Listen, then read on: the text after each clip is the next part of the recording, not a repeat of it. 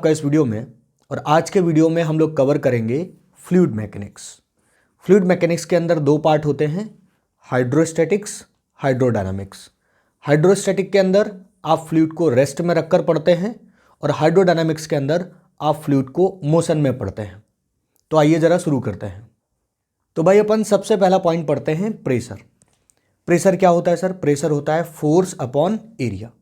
लेकिन एक बात यहाँ पर ध्यान रखना, जैसे यहाँ पर हमने एक पेपर लिया, इस पेपर का एरिया है A और हमने यहाँ पर फोर्स लगाया F, जो कि एक एंगल थीटा पर हमने लगाया।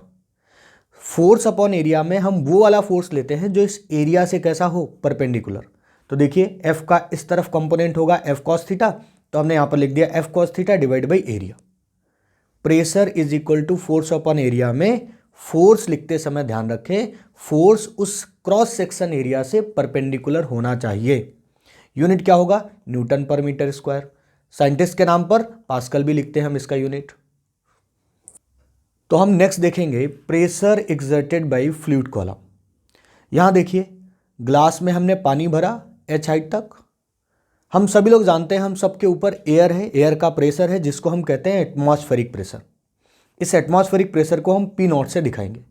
तो आप मुझे बताइए इसके बॉटम पर कितना प्रेशर होगा? तो एक तो प्रेशर इस फ्लूइड की वजह से होगा और दूसरा ऊपर एयर भी प्रेस कर रही है। तो बॉटम पर प्रेशर होता है P0 प्लस एच रो जी। एच ये जो हाइट है जितनी कॉलम तक ये फ्लूइड भरा हुआ है, रो लिक्विड की डेंसिटी और जी अपना ग्रेविटी। ठीक है, ये जो आपने नेट प्रेशर लिखा है, ये net pressure P0 plus H rho G, इसी नेट प्रेशर को हम लोग कहते हैं एब्सोल्यूट प्रेशर। लेकिन अगर मुझे केवल लिक्विड की वजह से ही प्रेशर लिखना हो, एटमॉस्फेयर को ना काउंट करूं मैं, तो वो जो प्रेशर आएगा जिसमें कि मैं केवल लिक्विड की वजह से प्रेशर लिखूंगा, जिसको मैं लिख सकता हूं एच रो जी, उसको मैं बोलूंगा गॉज प्रेशर। प्रेशर गेज भी बोलते हैं आप इसको। ठीक है, तो लिक्विड की वजह से अगर केवल प्रेशर लिखना हो तो वो है एच रो जी, और एटमॉस्फेयर प्लस लिक्विड की वजह से लिखना हो तो वो एब्सोल्यूट प्रेशर है, यानी टोटल प्रेशर है। तो भाई अपने ऊपर ये जो एटमॉस्फेरिक प्रेशर लग रहा है, इसको हम मेजर किस डिवाइस से करते हैं? तो आंसर है बैरोमीटर से। ये बैरोमीटर कैसे काम करता होगा? यहाँ एक कंटेनर में हम मरकरी भर लेते हैं और इसमें हम एक टेस्ट ट्यूब को रिवर्स करके लगाते हैं। देखो ऐसे मान लीजिए जैसे इसको हमने पूरा का पूरा मरकरी में डिप कर दिया और फिर हमने उल्टा करके ऐसे उठा दिया, तो कुछ मरकरी का लेवल इस पर चढ़ा रहेगा और यहाँ ऊपर क्या हो जाएगा? खाली स्पेस। वैसे ही यहाँ पर देखिए ज़रा, यहाँ क्या बन गया? वैक्यूम। इसमें कुछ मरकरी का लेवल चढ़ा हुआ है। क्यों चढ़ा हुआ है सर?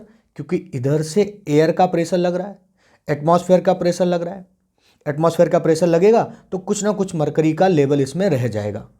मरकरी का कितना लेवल इस पर चढ़ता है? तो आंसर है 76 सेंटीमीटर। ध्यान रहिए डाटा, मरकरी कितना लेवल तक चढ़ती है? 76 सेंटीमीटर। अब आप मुझे बताएं, इस पर थोड़ा जूम करके देखते हैं इसको। अब आप मुझे बताएं यहाँ पर अगर आपको प्रेशर लिखना हो तो यहाँ पर प्रेशर किसकी वजह से होगा? इस मरकरी कॉलम की वजह से। और ऊपर तो वैक्यूम है, उसका तो कोई प्रेशर ही नहीं।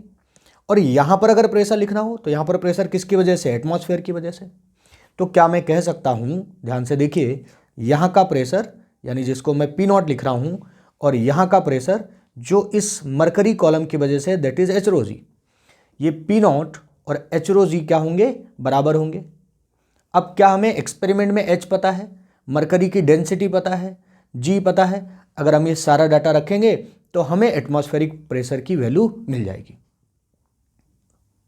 एटमॉस्फेरिक प्रेशर का प्रैक्टिकल यूनिट होता है एटीएम या बार या टॉर। ठीक है, ये इसके यूनिट्स हैं, आप याद रख सकते हैं इसको। और ये रहे इसके कन्वर्जन, यानी 1 एटीएम को अगर पास्कल में कन्वर्ट करना है तो 1.01 इंटू 10⁵ पास्कल आपको लिखना पड़ेगा। ये बार में हमने कन्वर्ट करा, टॉर में कन्वर्ट करा।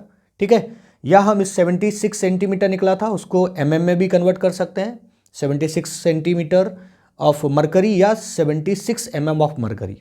ठीक है, तो ये सारे के सारे आपके सामने कन्वर्जन दिए गए हैं, आप इनको याद रख सकते हैं।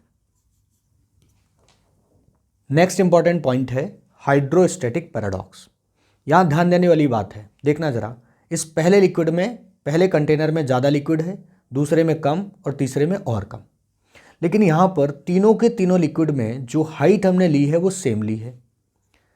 तो हाइड्रोस्टैटिक जो पैराडॉक्स है वो ये कहता है कि तीनों के तीनों लिक्विड में अगर हाइट सेम है, इसमें भी H इसमें भी H, तो तीनों केसेस में जो प्रेशर होगा वो सेम होगा, यानी ए का प्रेशर, बी का प्रेशर और सी फिगर का प्रेशर जो होगा वो सेम होगा। लिक्विड का वेट भले ही अलग है, यही पैराडॉक्स है, वेट भले ही यहाँ ज़्यादा है, लेकिन तीनों केसेस में प्रेशर कैसा होगा, सेम होगा। तो ये पॉइंट है, ध्यान रखना आपको इसको। प्रीवियस ईयर्स में यूट्यूब पर बेस्ड बहुत सारी प्रॉब्लम्स पूछी गई। देखिए यहाँ पर एक यूट्यूब है, इस पर हमने लिक्विड भर दिया, ठीक है। तो मुझे बताओ ए पॉइंट पर प्रेशर कैसे लिखोगे। ए पॉइंट पर ऊपर से है एटमॉस्फेयर का प्रेशर और साथ साथ किसका प्रेशर है, लिक्विड का। तो यहाँ पर प्रेशर होगा P0 प्लस एच रो सी। ऐसे ही अगर बी पर लिखना होता तो देखो, अगर मैं एक ही लिक्विड भर दूंगा तो दोनों तरफ इसका लेवल कैसा जाएगा, सेम ही लेवल तो होगा। तो अगर बी पर प्रेशर लिखूंगा तो बी पर भी प्रेशर होगा P0 प्लस एच रो सी। यानी कहने के लिए सीधी सीधी बात हुई कि सेम हॉरिजॉन्टल लेवल पर अगर आपने इस एंड पे ए पॉइंट लिया, इस एंड पर बी पॉइंट लिखा, तो दोनों एंड पे प्रेशर कैसा होना चाहिए, सेम होना चाहिए सर। एक एग्जांपल समझते हैं।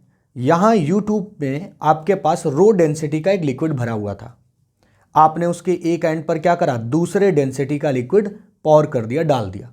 मान लीजिए यहां पर आपने वाटर भरा था, ऊपर से आपने इस एंड पे ऑयल इंसर्ट कर दिया, और ऑयल जिस लेंथ का इंसर्ट किया है वो लेंथ आपको क्वेश्चन में गिवन है, उसकी डेंसिटी गिवन है, डेंसिटी कम है। तो सोच कर देखो, एक तरफ से जैसे ही आप ऑयल डालोगे लोअर डेंसिटी का, तो ये जो आपका वाटर है ये थोड़ा सा कंप्रेस होगा और इधर इसका लेवल थोड़ा सा क्या कर जाएगा, राइज कर जाएगा। यहां पर देखिए आफ्टर वाले फिगर में ये देखिए वाटर का लेवल थोड़ा सा क्या हो गया, ऊपर हो गया, और ऑयल क्या हो गया, इस इनिशियल लाइन से थोड़ा सा नीचे आ गया, क्योंकि एक तरफ से दबाएगा तो एक तरफ से वाटर का लेवल थोड़ा सा ऊपर हो जाएगा। अब आपसे क्वेश्चन पूछेगा कि बताओ ये लेवल कितना ऊपर हो गया, इस एक्स की वैल्यू बताओ, ठीक है। तो ऐसे क्वेश्चन में कुछ बहुत डिफरेंट नहीं करना, आपको आफ्टर का फिगर बनाना है और आपको एक ऐसी हॉरिजॉन्टल लाइन ड्रॉ करनी है जिस लाइन पर लिक्विड का नेचर दोनों तरफ, दोनों जो आपकी आर्म है उनमें सेम हो। यानी इस तरफ अगर आप रो डेंसिटी लिए तो इस तरफ भी रो डेंसिटी आए।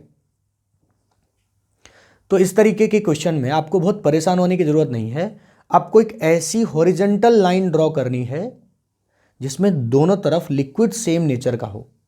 यानी इधर अगर वाटर है तो इस तरफ भी वाटर हो। और आप जानते हैं हॉरिजॉन्टल लाइन पर सेम लिक्विड में अगर आपने लाइन ड्रॉ की है तो इन दोनों जगह प्रेशर कैसा होना चाहिए, सेम होना चाहिए। आप लेफ्ट तरफ से प्रेशर लिखिए, राइट तरफ से प्रेशर लिखिए और दोनों प्रेशर को कर दो बराबर। जैसे यहां पर देखो, यहां पर हमने ड्रॉ कर ली ये एक हॉरिजॉन्टल लाइन, ये देखो।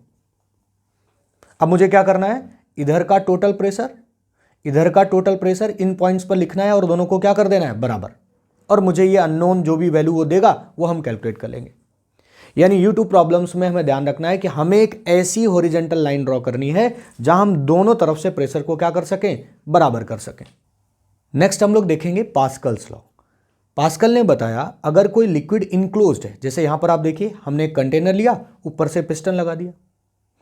अब मुझे बताइए अगर मैं इस लिक्विड में आपसे पूछूं कि ए पॉइंट है, बी पॉइंट है और सबसे बॉटम पर सी पॉइंट है, क्या इस हर एक पॉइंट पर प्रेशर सेम है? आप कहेंगे नहीं, क्योंकि जैसे जैसे डेप्थ बढ़ती है प्रेशर की वैल्यू बढ़ती है। लेकिन सोच कर देखो, अगर मैं ऊपर पिस्टन से कोई एक अलग से एक्स्ट्रा प्रेशर इस पर एक्सर्ट करूं, ऊपर से मान लीजिए मैंने कोई प्रेशर लगाया, एक्सटर्नल प्रेशर पी एक्सटर्नल, तो लिक्विड का नेचर होता है इनकम्प्रेसिबल, लिक्विड तो कंप्रेस नहीं होगा। अब आपने बाहर से क्या करा, आपने बाहर से प्रेशर लगाया, तो भाई ये प्रेशर हर जगह जाएगा, ए पर भी जाएगा, बी पर भी जाएगा, सी पर भी जाएगा, इवन हर पॉइंट पर जाएगा। तो पास्कल ने कहा कि अगर कोई लिक्विड इनक्लोज्ड है किसी कंटेनर में और आप उसको प्रेस करते हो तो वो प्रेशर हर पॉइंट पर इक्वली ट्रांसमिटेड होता है। मैं ये नहीं कह रहा हूं कि ए बी सी का प्रेशर सेम है, मैं ये कह रहा हूं कि मैंने जो बाहर से प्रेशर लगाया है वो सब जगह सेम जाएगा। इस प्रिंसिपल का यूज हम लोग करते हैं हाइड्रोलिक लिफ्ट्स में।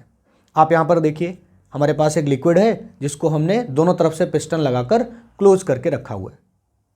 इधर पिस्टन एरिया A1 है, इधर पिस्टन एरिया A2 है। अब सोचकर देखिए, यहां से अगर मैं F1 फोर्स लगाऊं तो मैंने कुछ प्रेशर लगाया, कितना प्रेशर लगाया आप लोग बताएं जरा। प्रेशर लगाया सर आपने F1/A1। अब वही सारा का सारा प्रेशर हर जगह ट्रांसमिट होगा, यही तो पास्कल ने कहा। वही प्रेशर यहां भी आएगा, इस पिस्टन पर भी लगेगा। अच्छा, इस पिस्टन पर प्रेशर लिखो तो कितना है F2/A2।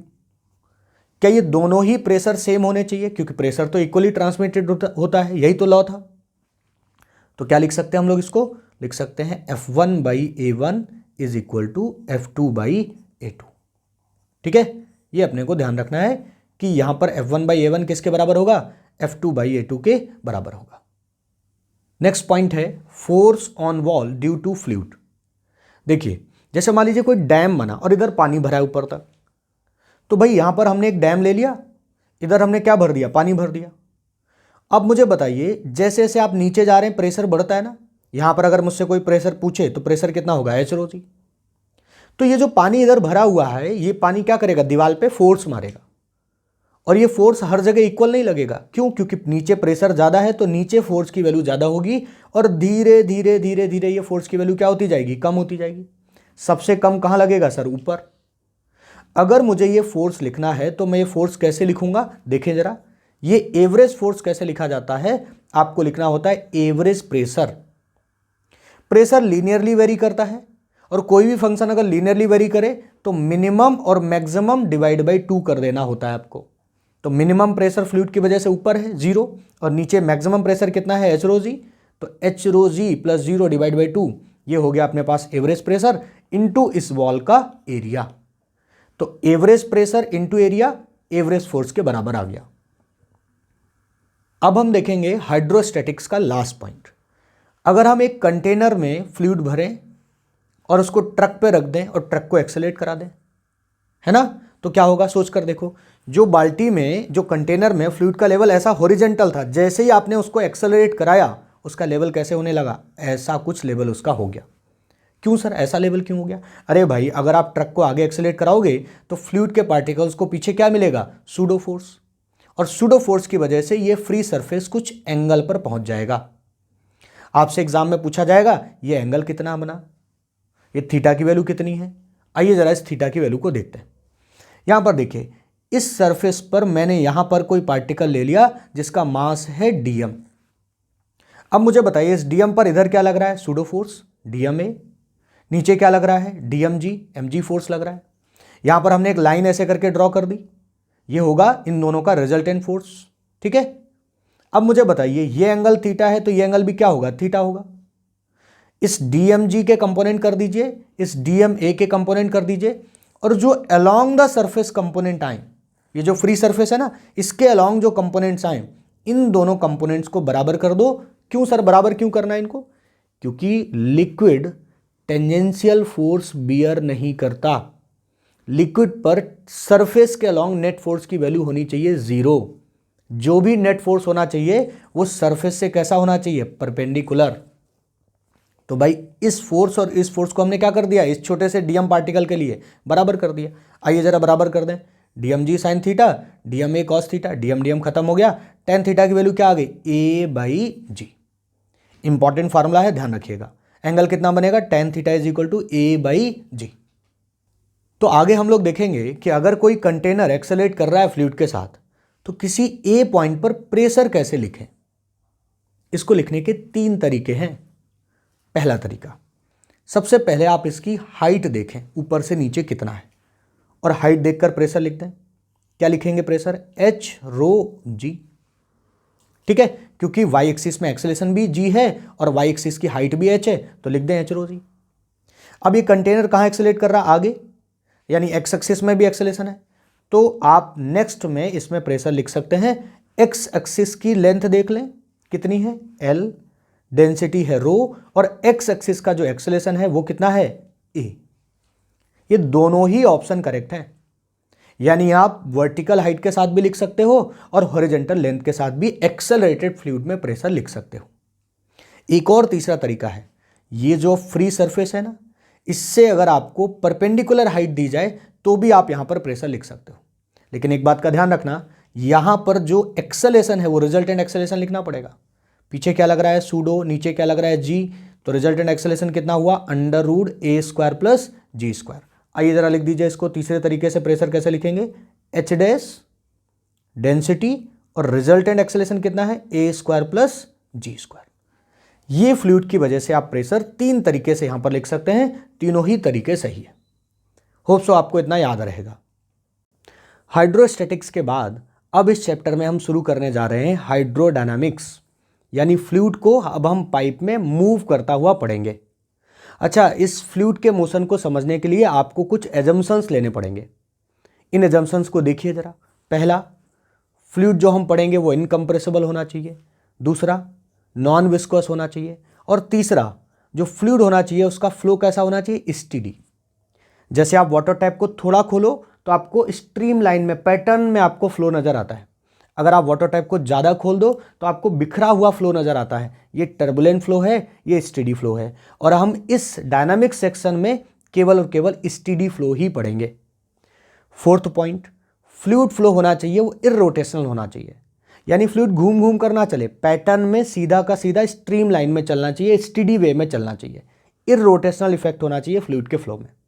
These are the assumptions जिनको आपको लेकर आगे चलकर आप पढ़ेंगे। तो नेक्स्ट अपना पॉइंट है इक्वेशन ऑफ कॉन्टिन्यूटी। क्या होता है इक्वेशन ऑफ कॉन्टिन्यूटी? यहां पर आप देखिए, यहां पाइप का एरिया बड़ा है और यहां पाइप का एरिया छोटा है। तो अगर यहां पानी V1 स्पीड से जा रहा है और यहां पानी V2 स्पीड से जा रहा है, तो जैसे ही आप एरिया कम करेंगे स्पीड की वैल्यू बढ़ जाएगी। पाइप का आगे का एरिया आप जैसे ही कम करते हैं पानी तेज निकलने लगता है। अच्छा, इसको समझने के लिए आपको एक टर्म समझना है जिसका नाम है रेट ऑफ फ्लो। ये sir rate of flow of fluid क्या है? देखें जरा। Rate of flow of fluid होता है कि कितना पानी पर सेकेंड फ्लो कर रहा है, यानी हम लिख सकते हैं डेल्टा V, यानी वॉल्यूम है ये, डिवाइड बाई डेल्टा T। कितने लीटर पर सेकेंड पानी फ्लो करके जा रहा है। और इस रेट ऑफ फ्लो को आप ऐसे भी निकाल सकते हैं, अगर आपको किसी पाइप का क्रॉस सेक्शन एरिया पता है और उस पाइप की वेलोसिटी पता है, तो आप ये एरिया और वेलोसिटी का प्रोडक्ट कर दें तो वो भी किसके बराबर आएगा, rate of flow of fluid के बराबर आएगा। इसको आप ऐसे भी देख सकते हैं, डेल्टा V को मैं लिख सकता हूं ए डेल्टा एक्स, नीचे चल रहा है डेल्टा T, ये देखो delta x by delta T क्या बन गया, V, वही लिखा है। तो इक्वेशन ऑफ कॉन्टिन्यूटी क्या कहता है कि जितना पानी एक सेकेंड में एंटर करेगा, यानी जो rate of flow of enter के दौरान होगा वही रेट ऑफ फ्लो एग्जिट के दौरान होगा। एक सेकेंड में अगर 2 लीटर पानी इन कर गया तो एक सेकेंड में 2 लीटर पानी को बाहर होना पड़ेगा। यानी मैं कह सकता हूं A1V1 is equal to A2V2।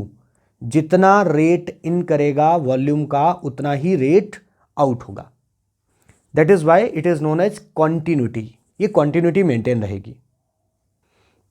अच्छा, एक एग्जांपल देखिए। जैसे मान लीजिए इस पाइप से V1 स्पीड से A1 क्रॉस सेक्शन में कुछ फ्लूइड इन करा और यही फ्लूइड आगे जाकर 2 ब्रांचेज में डिवाइड हो गया। तो भाई जितना पानी यहां से एंटर करेगा पर सेकेंड उतना ही पानी इन दोनों ब्रांचेस से क्या हो जाएगा, बाहर हो जाएगा। तो इसको देखकर मैं क्या लिख सकता हूं, A1V1 इन किया और बाहर क्या हुआ, A2V2, और क्या बाहर हुआ, A3V3। तो ये इक्वेशन आप यहां पर लिख सकते हैं। आगे चलकर हम लोग देखेंगे कि जब भी किसी पाइप में कोई फ्लूइड फ्लो करता है तो उसके साथ क्या क्या एनर्जी एसोसिएटेड रहती है। देखिए, अगर किसी पाइप में फ्लूइड फ्लो कर रहा है तो काइनेटिक एनर्जी तो होगी ही सर, क्योंकि मोशन हो रहा है। देखिए यहां पर मान लीजिए कोई m amount of water v speed से जा रहा है, तो आप उसकी काइनेटिक एनर्जी क्या लिखेंगे, हाफ mv²। मान लीजिए मैं आपसे पूछ लूं काइनेटिक एनर्जी डेंसिटी। कभी भी आपसे एनर्जी डेंसिटी पूछा जाए तो ध्यान रखें एनर्जी में वॉल्यूम का डिवाइड कर दें। एनर्जी में वॉल्यूम का डिवाइड करते ही हमें क्या मिल जाता है, एनर्जी डेंसिटी। ध्यान रखना है इस बात को, एनर्जी डेंसिटी। मास में वॉल्यूम का डिवाइड करते हो, मास डेंसिटी। चार्ज में वॉल्यूम का डिवाइड करते हो, चार्ज डेंसिटी। एनर्जी में वॉल्यूम का डिवाइड कर दोगे, एनर्जी डेंसिटी।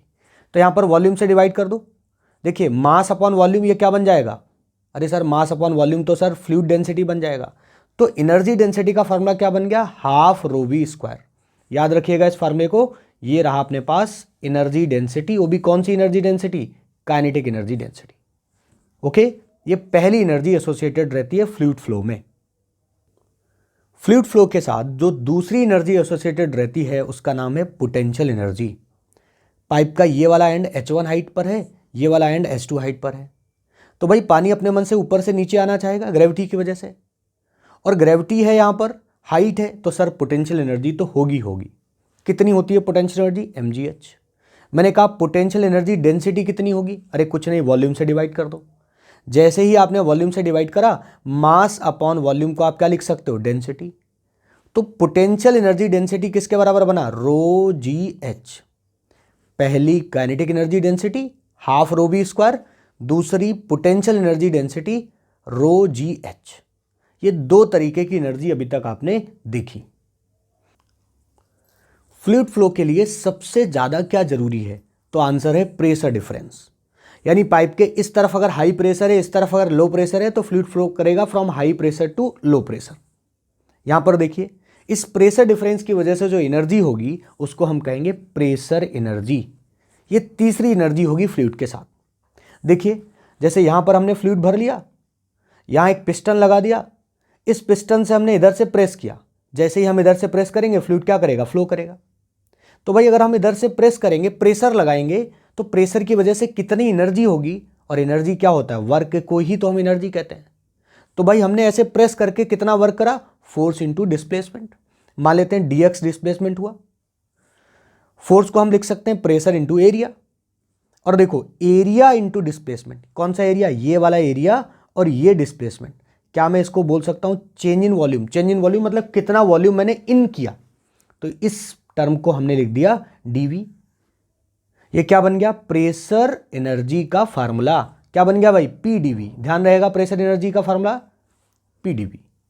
और अगर मुझसे कहा जाए प्रेशर एनर्जी डेंसिटी बताइए, तो हम क्या करेंगे, वॉल्यूम से डिवाइड कर देंगे। और यहां वॉल्यूम हम कितना लेकर चल रहे हैं, यहां वॉल्यूम हम लेकर चल रहे हैं dv, डिवाइड कर दो, dv dv खत्म। प्रेशर एनर्जी डेंसिटी का फार्मूला क्या बना, वो तो सर प्रेशर के बराबर ही आ गया। तो तीन एनर्जी आपने पढ़ी, पहली दो एनर्जी काइनेटिक और पोटेंशियल, और तीसरी एनर्जी होती है फ्लूइड फ्लो में, वो है प्रेशर एनर्जी। एनर्जी भी देखा और एनर्जी डेंसिटी के फार्मूले भी आप लोगों ने देखे। इस चैप्टर का सबसे important point Bernoulli principle. Bernoulli ने बताया कि जब भी कोई लिक्विड एक एंड से दूसरे एंड तक फ्लो करके जाता है, तो उसके साथ जो भी एनर्जी एसोसिएटेड होती हैं वो हमेशा कंजर्व रहती है। एक तरीके से आप ऐसे कह सकते हो कि फ्लूइड के अंदर जो कंजर्वेशन ऑफ एनर्जी है वही है बर्नौली प्रिंसिपल। यानी बर्नौली ने कहा इस एंड की टोटल एनर्जी, कौन कौन सी टोटल एनर्जी, यही तीन जो अभी आपको बताई मैंने, काइनेटिक, पोटेंशियल और प्रेशर। और इस एंड पे ये तीनों एनर्जी, इनका सम हमेशा कैसा रहेगा, कांस्टेंट। आइए देखिए जरा, मान लीजिए इधर एंड 1 पर जो प्रेशर लग रहा है वो P1 है, यहां फ्लूइड चल रहा है V1 स्पीड से, इसका रेफरेंस लेवल से हाइट है H1। और देखो इधर से जो प्रेशर लगा होगा और फ्लूइड में इधर से जो प्रेशर लगा होगा, उसमें P1 प्रेशर बड़ा होगा और P2 प्रेशर छोटा होगा, तभी तो फ्लूइड फ्लो करेगा from high pressure to low pressure. तो इस एंड की सारी एनर्जी लिखिए। मान लीजिए आपने इधर से पिस्टन से प्रेस किया और थोड़ा सा वॉल्यूम आपने इन कर दिया, लेट्स अज्यूम आपने वॉल्यूम dv इन कर दिया, या आपने dm मास अंदर की तरफ इन कर दिया। तो आप सारी एनर्जी कैसे लिखेंगे, वन वाले एंड पे देखो कैसे लिखेंगे। ये कौन सी एनर्जी है, प्रेशर एनर्जी pdv, अभी अभी फार्मूला आपने देखा था। ये कौन सी एनर्जी है, काइनेटिक एनर्जी। ये पोटेंशियल एनर्जी। ये सारी की सारी एनर्जी एंड 1 पे हमने लिख दी, और फिर हमने सारी की सारी एनर्जी लिख दी एंड 2 पे। अच्छा, इस पूरी की पूरी इक्वेशन में अगर मैं पूरी की पूरी इक्वेशन में dv से डिवाइड कर दूं, यानी एनर्जी के साथ में वॉल्यूम से डिवीजन कर दूं, अच्छा भाई जितना वॉल्यूम इन करेगा उतना ही वॉल्यूम तो बाहर जाएगा। इक्वेशन ऑफ कॉन्टिन्यूटी में भी आपने यही बात पढ़ी थी।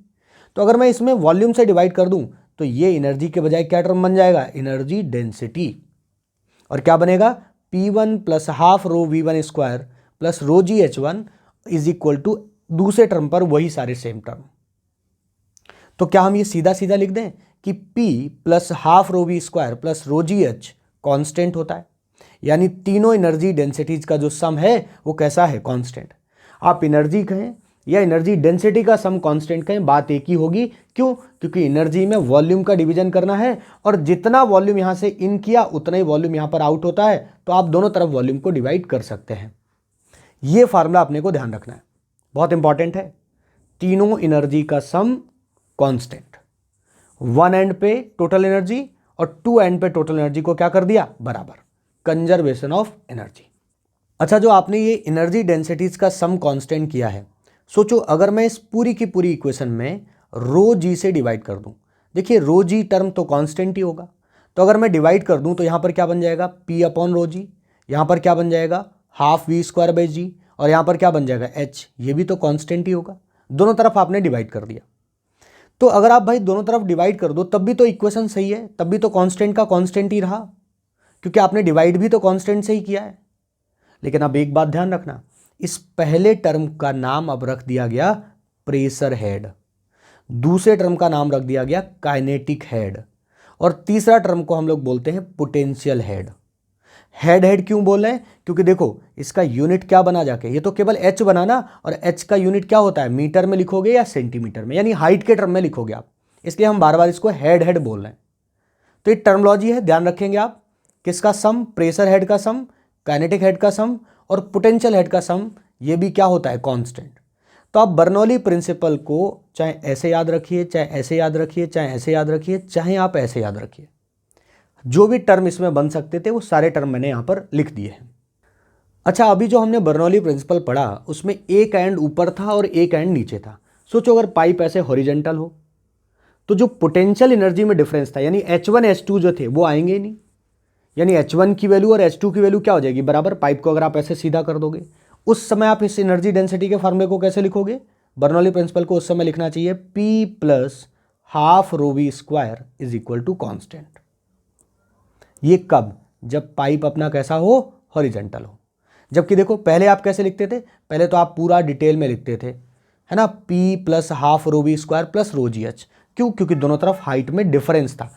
अब दोनों तरफ हाइट में कोई डिफरेंस नहीं है, सेम लेवल पर है, तो P plus half rho v square is equal to constant. ये कब लगाओगे, जब हॉरिजेंटल पाइप की बात होगी। अच्छा, यहां पर एक चीज ध्यान से देखो, अगर आप P की वैल्यू को बढ़ाते हो तो V की वैल्यू क्या हो जाएगी, कम। क्यों, क्योंकि P plus half rho v square constant है, रो तो वैसे भी कांस्टेंट है ना, डेंसिटी तो हम कांस्टेंट लेकर ही चलते हैं। P और V यानी ये दोनों टर्म जो अपने हुए, इनमें से अगर आपने एक को बढ़ाया तो दूसरे को क्या करना पड़ेगा, कम। तो ध्यान क्या रखिए, अगर वेलोसिटी ज़्यादा है तो वहाँ प्रेशर क्या होगा, कम होगा। इस रिलेशन को आप हॉरिजेंटल लेवल पर ध्यान रख सकते हैं। बहुत सारे कॉन्सेप्चुअल डिस्कशन भी होते हैं, आप इस चीज़ को मिलाकर कैसे, A1 B1 is equal to क्या होता है, A2 B2, या AV is equal to constant. ठीक है, जहाँ एरिया ज़्यादा वहाँ वेलोसिटी कम, और जहाँ एरिया कम वहाँ वेलोसिटी ज़्यादा। इन दोनों पॉइंट्स को मिलाकर बहुत सारे एप्लीकेशन होते हैं, जैसे विंग्स के शेप के बारे में एप्लीकेशन हो गया, मैग्नेस इफेक्ट हो गया, बहुत सारे छोटे छोटे पॉइंट्स होते हैं कि भाई जहाँ पर एरिया ज़्यादा वहाँ वेलोसिटी कम तो प्रेशर ज़्यादा। तो यहाँ से कॉन्सेप्चुअल डिस्कशन भी काफ़ी सारा होता है, इन पॉइंट्स को आप ध्यान रखेंगे। आगे हम लोग समझेंगे वेलोसिटी ऑफ ई फ्लक्स, इसको हम टॉरिसली लॉ भी कहते हैं। मान लीजिए आपने कंटेनर में फ्लूइड भरा और उस पर कहीं होल कर दिया, छोटा सा ऑरिफिस बना दिया, तो फ्लूइड उससे बाहर निकलेगा। जिस वेलोसिटी से बाहर निकलेगा उसी वेलोसिटी को हम कहेंगे वेलोसिटी ऑफ ई फ्लक्स। कैसे निकालते हैं इस वेलोसिटी को, देखें जरा। यहां पर मान लीजिए ये जो टॉप तक आपका फ्लूइड भरा हुआ है, इसका जो एरिया ए है और जो आपने होल किया है उसका एरिया स्मॉल ए है, और टॉप का एरिया बहुत बड़ा है और ऑरिफिस का एरिया बहुत छोटा है, होल का एरिया बहुत छोटा है। तो आप यहाँ पर जो फ्लूइड बाहर निकलेगा उसकी वेलोसिटी को याद रख सकते हैं, वो होता है √2gh। यानी जैसे आप किसी बॉल को ड्रॉप करते हो तो नीचे आते आते उसकी वेलोसिटी कितनी हो जाती है, √2gh। ऐसे ही आप इसको याद रख सकते हैं, बर्नौली प्रिंसिपल से इसको ड्राइव किया जाता है। अभी अपन ड्राइव नहीं कर रहे हैं, फार्मूला केवल देख रहे हैं। तो बताइए, याद रहेगा, छोटे से ऑरिफिस से पानी कितनी तेज बाहर निकलेगा, √2gh। अच्छा, कई बार हम क्वेश्चन में आपसे पूछते हैं कि बताओ कितनी दूर जाकर ये पानी गिरेगा, इसकी रेंज क्या होगी। ये हम आपसे कई बार पूछते हैं कि बताओ बेटा कितनी दूर जाकर पानी गिरेगा, रेंज क्या होगी इसकी। तो देखो, रेंज लिखने के लिए चाहिए होता है हॉरिजेंटल स्पीड इनटू टाइम। तो स्पीड तो सर हमने देखी ली, कितनी थी, 2gh, और टाइम देखिए, ये जो पानी ऐसे गिरा इसकी एक्स एक्सिस में ही वेलोसिटी है, वाई में तो कोई वेलोसिटी है नहीं। तो वाई में तो एक तरीके से फ्री फॉल कर रहा है, और जब भी कोई बॉडी फ्री फॉल करती है तो उसका टाइम लिखने का तरीका होता है √2h/g। ये 2h क्या होता है यहाँ पर, यहाँ से यानी ग्राउंड से हाइट, तो कितनी हो जाएगी, h - h ये वाली हाइट हो जाएगी ग्राउंड से। तो यहाँ पर लिख दिया 2h minus H divide by G. आप इस फार्मूले का यूज़ करते हुए रेंज निकाल सकते हैं। हमने आपको स्पीड का फार्मूला दे दिया। अच्छा, मान लीजिए मैं आपसे कह दूं ये एजम्पशन नहीं सही है, यानी यहाँ पर जो होल है वो काफ़ी बड़ा है, ये एजम्पशन वैलिड ही नहीं है। तो भाई अगर ये एजम्पशन वैलिड नहीं है तो आप ये फार्मूला नहीं लिख सकते। उस समय आपको कैसे निकालना पड़ेगा? उस समय आपको, मान लीजिए यहाँ से पानी उतर रहा है v1 स्पीड से और यहाँ पानी चल रहा है v स्पीड से, तो आपको ध्यान रखना चाहिए v square is equal to v1 square plus 2gh। ध्यान दें, ये कब अप्लाई करेंगे? जब ये ऑरिफिस का होल बहुत छोटा ना हो, यानी ये एजम्पशन वैलिड ना हो। तो आप यहां से फ्लूइड अच्छी खासी वेलोसिटी से फिर नीचे उतरेगा। अभी क्या है ना, इसका एरिया बहुत बड़ा है, तो पानी की वेलोसिटी आपने यहाँ की क्या कर दी थी? इग्नोर कर दी थी, बिल्कुल बहुत कम होगी। लेकिन अगर मैं इसको इग्नोर ना करूं तो आप ये फार्मूला याद रख सकते हैं कि यहाँ से जो फ्लूइड निकलेगा उसकी वेलोसिटी होगी यहाँ से उतरने वाले फ्लूइड, यानी ऊपर से लेवल नीचे गिरने वाले फ्लूइड की वेलोसिटी का स्क्वायर प्लस 2gh। ठीक है। और देखो, अगर एरिया बहुत बड़ा ले लोगे तो यहाँ पानी बहुत स्लो उतरेगा, तो आप इसको इग्नोर कर दो, 0 लिख दो। तो वही फार्मूला फिर से आ गया, v is equal to 2gh। तो होप सो आपको याद रहेगा। 99% आपका इससे काम चल जाएगा। लेकिन फिर भी अगर कहीं पर मान लीजिए वो कंपेरेबल एरिया दे दे तो फिर आपको ये भी ध्यान रखना पड़ेगा। बर्नौली प्रिंसिपल पर बेस्ड वेंचुरीमीटर एक डिवाइस है जिसकी मदद से हम rate of flow of fluid पता कर लेते हैं कि कितना पानी पर सेकेंड फ्लो करके जा रहा है पाइप में। कैसे? हम उस पाइप के जॉइंट में बीच में डिवाइस सेट कर देते हैं। इस डिवाइस में क्या होता है, आगे एरिया कम हो जाता है।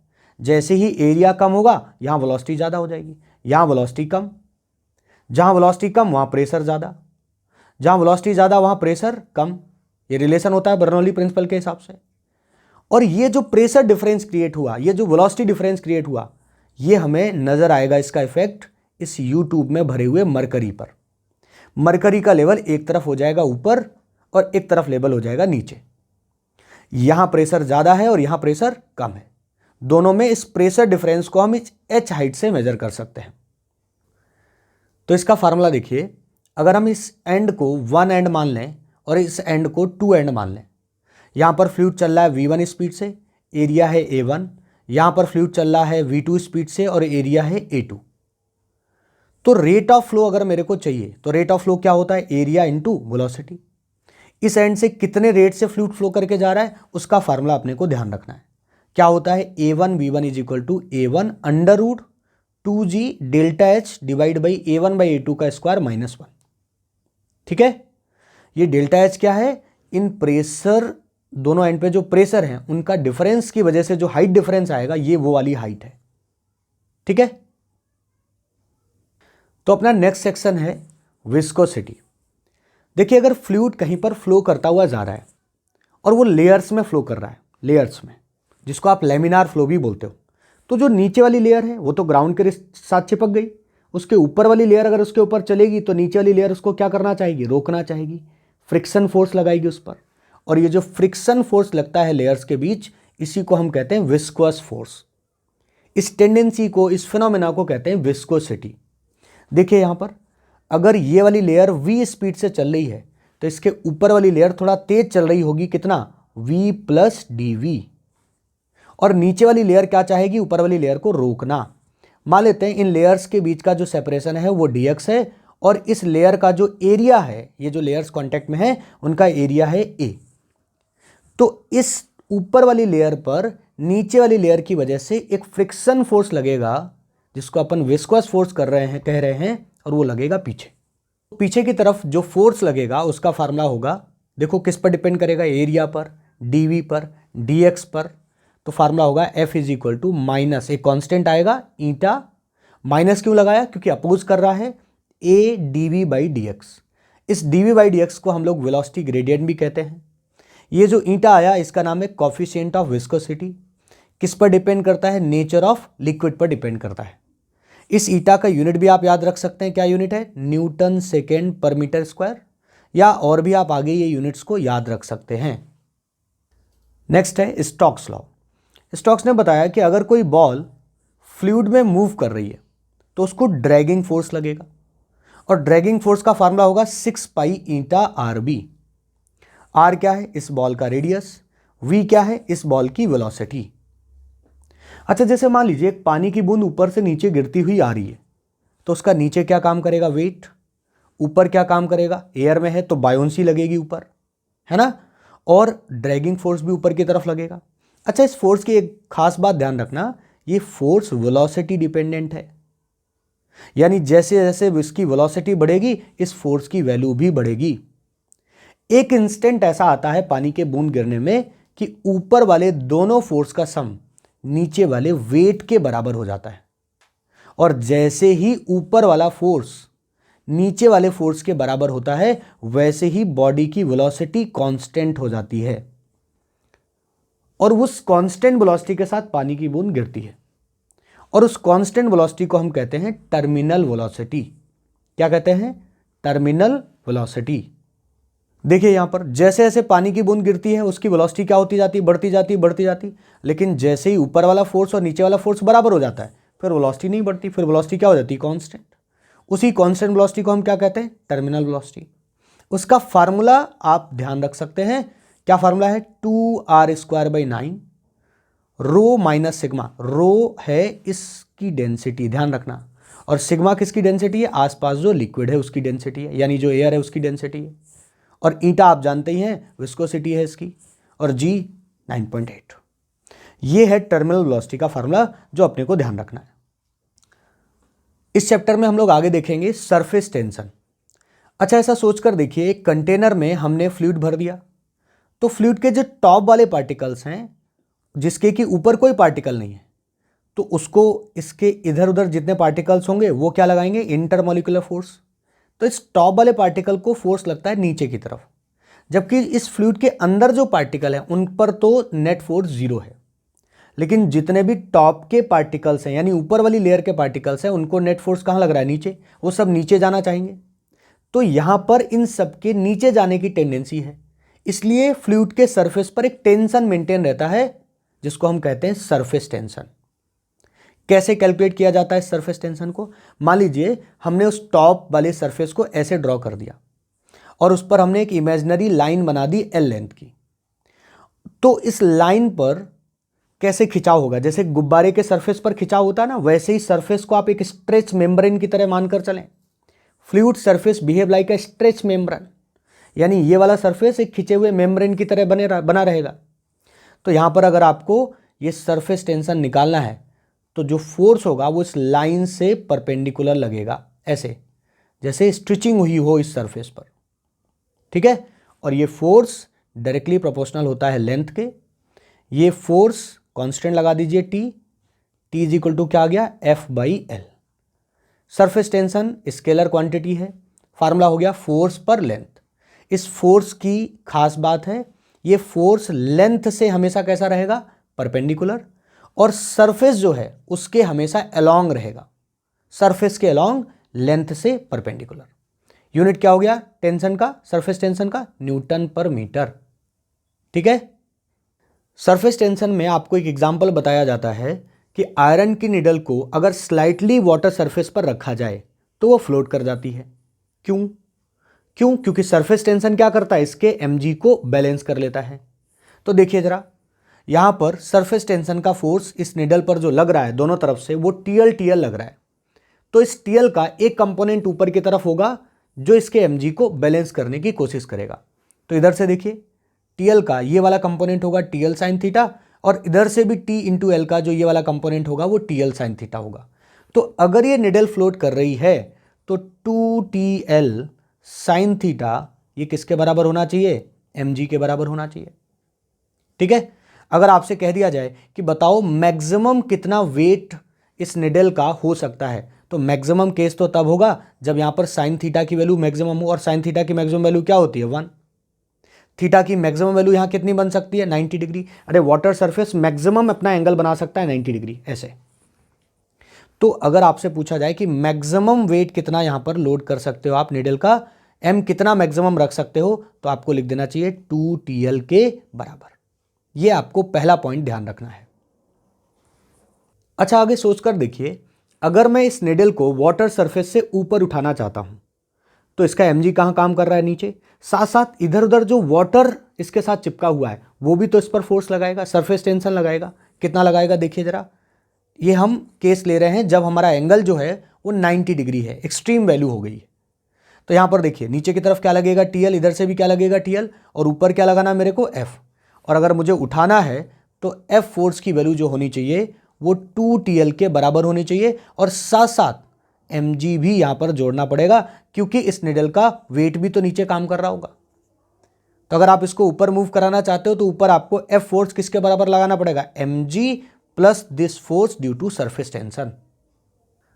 नेक्स्ट पॉइंट में आप ऐसे सोचकर देखिए, अगर आपके पास एक सर्कुलर डिस्क है और आपने उसको पानी के ऊपर रख दिया, अब आप उसको उठाना चाहते हो, तो भाई ऊपर उठाने के लिए आपको फोर्स कितना लगाना पड़ेगा, ये मेरा क्वेश्चन है। तो भाई ऊपर उठाने के लिए आपको जो फोर्स लगाना पड़ेगा, एक तो इसका वेट को तो काउंटर करना ही पड़ेगा, साथ साथ इधर उधर जो लिक्विड इसके साथ चिपकेगा, इसके बाउंड्रीज के साथ जो लिक्विड चिपकेगा उस पर जो टेंशन लगेगा वो फोर्स कितना होगा। फोर्स का फॉर्मूला क्या होता है, T इंटू एल, और यहाँ पर L कितना है देखिए जरा, L यही तो है, बाउंड्रीज पर ही तो लिक्विड स्टक करता है, तो यहाँ पर L है 2πr।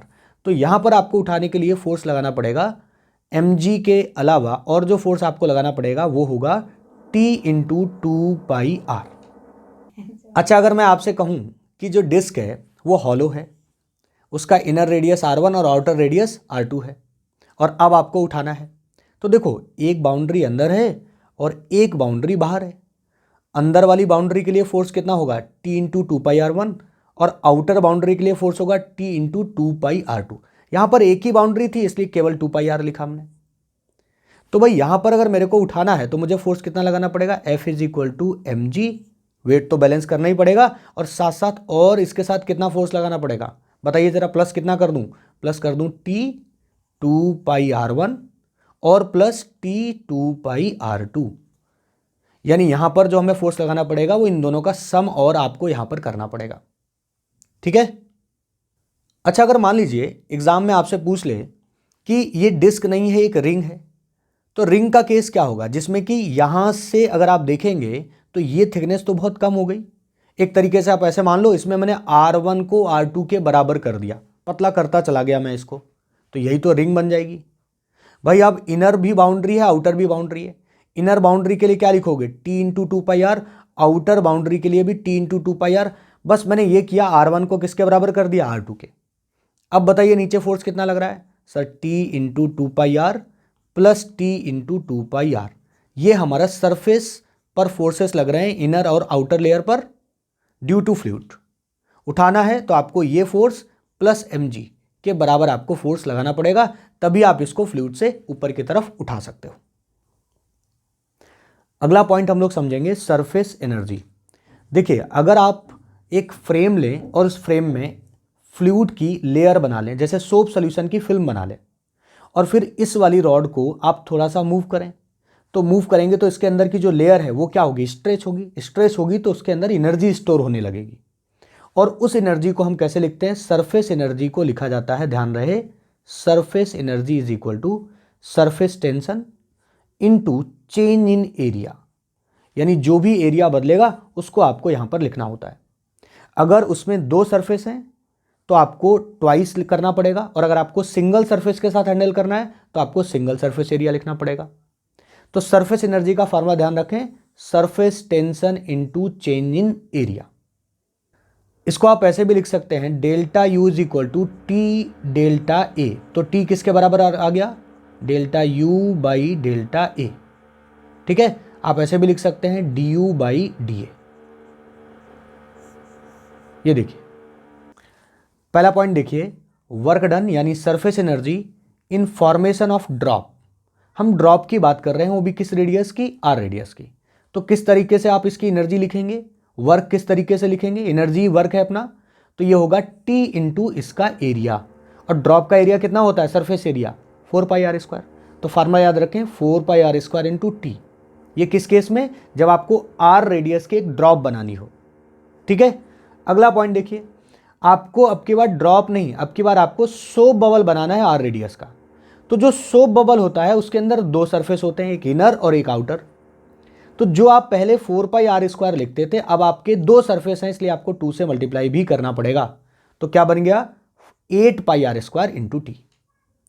अब मान लीजिए मैं आपसे कह दूं कि हमारे पास एक स्मॉल बबल है और इस स्मॉल बबल को हमें R1 रेडियस से R2 रेडियस तक ब्लो करना है, तो हमें काम करना पड़ेगा, और जो हमें काम करना पड़ेगा वो किसके बराबर होगा, वो होगा चेंज इन एनर्जी के बराबर। चेंज इन एनर्जी कैसे दिखाएंगे, एक सोप बबल के लिए ये एनर्जी होती है, और अगर आपको R1 से R2 ले जाना है तो देखिए 8 पाई R2 square minus R1 square, यानी फाइनल एनर्जी होगी 8 पाई R2 स्क्वायर टी और इनिशियल एनर्जी होगी 8 पाई R1 स्क्वायर टी। इसको हम ऐसे लिख सकते हैं। तो ये हुआ चेंज इन एनर्जी। नेक्स्ट देखिए, अगर एक बड़ी पानी की बूंद को मैं n छोटी छोटी ड्रॉपलेट्स में ब्रेक कर दूं तो क्या होगा, सरफेस एरिया चेंज हो जाएगा। यहां का सरफेस एरिया और यहां का सरफेस एरिया जो होगा वो अलग होगा। यहां n ड्रॉप्स के पास सरफेस एरिया और यहां केवल एक ड्रॉप के पास सरफेस एरिया है। तो आपसे पूछेगा बताओ कितना वर्क डन करना पड़ेगा, और सर जो वर्क करना होता है वो क्या होता है, final energy minus initial energy. तो आप इस सब की एनर्जी निकालिए, इस बड़ी बूंद की एनर्जी निकालिए और उस एनर्जी का क्या कर दीजिए, डिफरेंस, और वही डिफरेंस हमारा किसके बराबर आ जाएगा, वही डिफरेंस हमारा वर्क के बराबर आ जाएगा। यहां एक इंपॉर्टेंट पॉइंट ध्यान रखिएगा कि एक बड़ी बूंद को जब आप n छोटी बूंदों पर तोड़ते हो तो वॉल्यूम तो फिक्स ही रहेगा। भाई अगर ये 10 ml है तो ये सारी बूंदें मिलकर भी तो 10 ml की ही बनेंगी। तो बड़ी बूंद का volume is equal to n times छोटी बूंद का वॉल्यूम, क्योंकि n ड्रॉपलेट्स हैं। अगर आप इसको सॉल्व करेंगे तो n और स्मॉल r और कैपिटल R का ये रिलेशन मिलेगा। आप इसको एज ए फार्मूला याद रख सकते हैं, ईजी रहेगा आपके लिए कन्वर्ट करने में। आप जैसे ही रेडियस निकाल लें, इसके बाद इन n ड्रॉप्स का आप निकालिए कि n ड्रॉप्स के पास एनर्जी कितनी, कितना करेंगे, n into 4 pi are square, T into 4 pi are square. पहले एनर्जी कितनी थी, पहले तो एक ही बूंद थी तो t into 4 pi are square. इन दोनों एनर्जी का डिफरेंस ले लीजिए, वही आपका किसके बराबर आ जाएगा, वर्क के बराबर। तो ये जो आपने फार्मूला देखा, इस फार्मूले पर बेस्ड आपको क्वेश्चन मिलेगा, इसलिए मैंने आपको यहां पर दिखाया है इसको। इसी सीक्वेंस में अपना अगला पॉइंट है excess pressure inside a curved surface. देखिए हमारे पास यहां पर एक वाटर ड्रॉप है। वाटर ड्रॉप के अंदर के मॉलिक्यूल्स जो होते हैं वो ज़्यादा प्रेशर में रहते हैं, क्योंकि पूरा का पूरा वाटर के सरफेस ने उसको क्या करके रखा, पैक करके रखा है। तो जो अंदर हमारा प्रेशर होता है वो हमारा बाहर के प्रेशर से ज़्यादा होता है, इसीलिए हम कहते हैं एक्सेस प्रेशर। अंदर जो है वो एक्स्ट्रा प्रेशर है, और ये जो अंदर प्रेशर है और जो बाहर एटमॉस्फेयर की तरफ से प्रेशर लग रहा है, इन दोनों में जो प्रेशर डिफरेंस होता है ड्रॉप के लिए वो होता है 2T/R। ठीक है, P in minus P out is equal to 2T/R। केवल अंदर का अगर प्रेशर लिखना हो तो आप लिख सकते हैं 2T/R प्लस P0, और P0 क्या है, बाहर का प्रेशर। अच्छा, यहां पर अगर मैं वाटर ड्रॉप के बजाय सोप बबल ले लूं तो भाई सोप बबल में तो दो सरफेस होते हैं, तो जहां पर आपने 2T/R करा है वहां पर आप बस 2 का और मल्टीप्लाई कर दो, दो सरफेस की वजह से, तो ये क्या बन जाएगा, 4T/R बन जाएगा सोप बबल के लिए, याद रहेगा। अच्छा, ये बबल या ड्रॉप की ही बात नहीं है, इसको आप जनरलाइज भी कर सकते हो कि अगर कोई हमारे पास ऐसा कर्व्ड सरफेस है तो इस कर्व सरफेस में इस तरफ प्रेशर, यानी जिधर कॉनकेव साइड है वहां प्रेशर ज्यादा होगा और कॉन्वेक्स साइड प्रेशर कम होगा, और इन प्रेशर का जो डिफरेंस होगा, चलिए मैं यहां पे ले लेता हूं P1, यहां पे ले लेता हूं P2, और P1 और P2 का जो डिफरेंस होगा वो होगा 2T/R। अगर दो सरफेस हैं तो 4T/R, और अगर एक सरफेस है तो 2T/R। और यहां ध्यान रखें ये R है इस सरफेस का रेडियस ऑफ कर्वेचर, तो इसको आप एज अ फार्मूला याद रख सकते हैं। किस तरफ प्रेशर ज्यादा है, कॉनकेव साइड प्रेशर ज्यादा है, कॉन्वेक्स साइड प्रेशर हमेशा कम है। अच्छा, अगर आपके सामने कोई बच्चा सोप बबल बना रहा है और एक बड़ा बबल और एक छोटा बबल एयर में मिल गए तो बीच में एक इंटरफेस बनेगा। ये इंटरफेस का रेडियस ऑफ कर्वेचर हम कैसे फाइंड आउट करेंगे, तो ये रेडियस ऑफ कर्वेचर होगा P1 माइनस P2। P1 इसका प्रेशर, P2 इसका प्रेशर, और ये प्रेशर अपने को लिखना आता है, कितना प्रेशर होता है एक सोप बबल के लिए, आप प्रेशर कितना लिखते हैं, एक्सेस प्रेशर 4T/R। अच्छा, एक बात बताइए, छोटी बूंद में प्रेशर ज्यादा होता है, बड़ी बूंद में प्रेशर ज्यादा होता है अंदर, तो आंसर है सर 2T/R होता है। जिसका R कम होगा उसके अंदर प्रेशर ज्यादा होगा। छोटी बूंद के अंदर या छोटे बबल के अंदर प्रेशर ज्यादा है, बड़े बबल के अंदर प्रेशर कम है। तो यहाँ पर प्रेशर है P1, यहाँ पर प्रेशर है P2, तो इधर प्रेशर ज़्यादा है, इधर प्रेशर कम है, तो ये सरफेस कुछ ऐसे झुका हुआ बनेगा।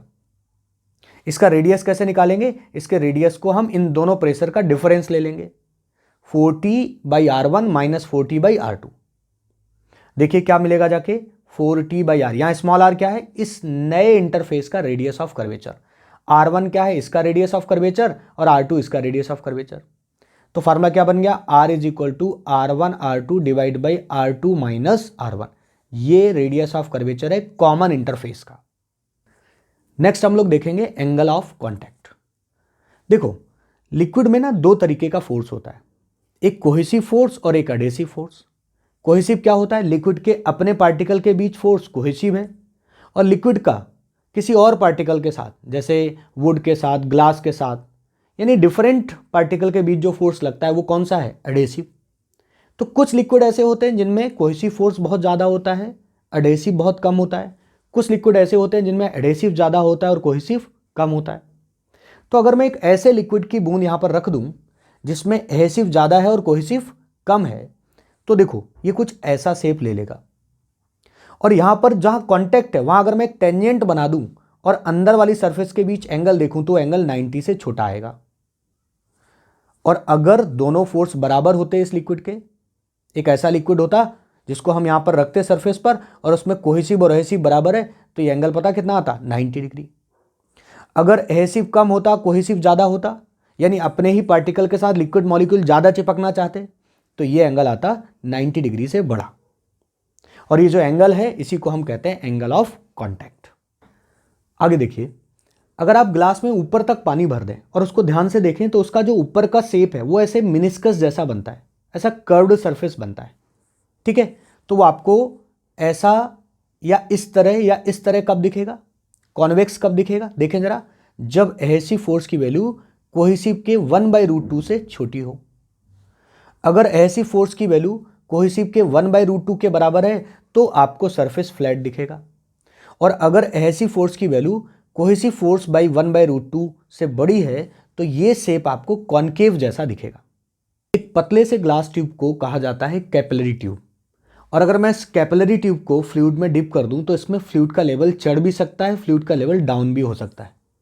इस फ्लूइड का लेवल चढ़ना या फ्लूइड का लेवल नीचे उतरना, इसको हम कहते हैं कैपिलरी एक्शन। क्यों चढ़ता है फ्लूइड किसी कैपिलरी ट्यूब में? तो आंसर है उसके मिनिस्कस शेप की वजह से। मिनिस्कस बनने की वजह से प्रेशर डिफरेंस आता है और फ्लूइड ऊपर की तरफ चढ़ जाता है। तो फ्लूइड कितनी हाइट तक चढ़ेगा उसका फार्मूला अपने लिए इंपॉर्टेंट है। यहां पर देखिए, ये ट्यूब है, इस ट्यूब में एक ऐसा मिनिस्कस बना। अगर इस तरीके से मिनिस्कस बनेगा तो पानी ऊपर चढ़ेगा, और अगर मिनिस्कस अपना कॉन्वेक्स साइड का बनेगा तो पानी का लेवल, जो भी फ्लूइड होगा उसका लेवल नीचे जाएगा। फार्मूला आप दोनों के लिए एक ही लगा सकते हो, ठीक है। फार्मूला क्या है? H is equal to 2T/R rho g. यहां पर जो R लिखा है ये ध्यान रहे, ये R क्या है? R ये जो मिनिस्कस बना है ना, इसको देखिए इधर से अलग से जूम करके दिखाया गया है। ये जो यहां पर ऐसा मिनिस्कस बन रहा है, इस मिनिस्कस का रेडियस है। T आप जानते हैं सरफेस टेंशन, रो डेंसिटी और G ग्रेविटी। लेकिन अगर आप इस कैपिटल R यानी मिनिस्कस का रेडियस और ट्यूब के रेडियस को रिलेट करना चाहो ट्रायंगल बनाकर, तो आप इसी फार्मूले को लिख सकते हो। देखो कैसे लिख सकते हो, यहां पर हमने लिख दिया 2T cos θ/R रो जी। ये स्मॉल r किसका रेडियस है? ये स्मॉल r है ट्यूब का रेडियस, ठीक है। ये बात ध्यान रहे, ये ट्यूब रेडियस है, और थीटा क्या है? थीटा कॉन्टैक्ट एंगल है। तो ये फार्मूला अपने लिए इंपॉर्टेंट है कैपिलरी हाइट के लिए, कैपिलरी राइज के लिए। यहां पर एक पॉइंट आप और भी याद रख सकते हैं। देखिए ये फिक्स है, ये फिक्स है, रो जी फिक्स है, तो H और R का प्रोडक्ट कैसा होगा? कांस्टेंट ही तो होगा। HR का प्रोडक्ट कैसा होगा? कांस्टेंट होगा। तो कई बार आपको कंपैरिजन करने के लिए भी ये पॉइंट यूज करने में हेल्प करेगा। तो ये रहा आपके सामने इस वीडियो का लास्ट फार्मूला, पाउजलीज फार्मूला। पाउजली ने बताया किसी पाइप से जो फ्लूइड चलता है उसका रेट क्या होगा, यानी कितने लीटर पर सेकेंड पानी फ्लो करेगा। वो किन फैक्टर्स पर डिपेंड करेगा? तो वो डिपेंड करेगा प्रेशर डिफरेंस पर। ध्यान रहे यहां पर जो हम P दिखा रहे हैं ये है प्रेशर डिफरेंस। बिना प्रेशर डिफरेंस के लिए तो फ्लूइड फ्लो ही नहीं करेगा। R क्या है? इस ट्यूब का रेडियस। L क्या है? इस ट्यूब की लेंथ। और ईटा क्या है? जो इसके अंदर फ्लूइड चल रहा है उसकी विस्कोसिटी। तो अगर आपको कहीं पर रेट ऑफ फ्लो निकालना है किसी पाइप में और आपको प्रेशर डिफरेंस और रेडियस और लेंथ ये सब पता है, तो आप इस फार्मूले का यूज करिए और आप वहां पर बता सकते हैं रेट ऑफ फ्लो। ये फार्मूला आपको याद रखना है। तो भाई आपने इस वीडियो में इस पूरे चैप्टर के सारे इंपॉर्टेंट फार्मूले देख लिए। ये एक रिवीजन वीडियो था, हमने यहां पर डिटेल में बिल्कुल बातें नहीं की हैं, सीधा पॉइंट टू पॉइंट हर टॉपिक का फार्मूला आपको बताया है। तो वीडियो देखने के लिए बहुत बहुत धन्यवाद। Thank you very much.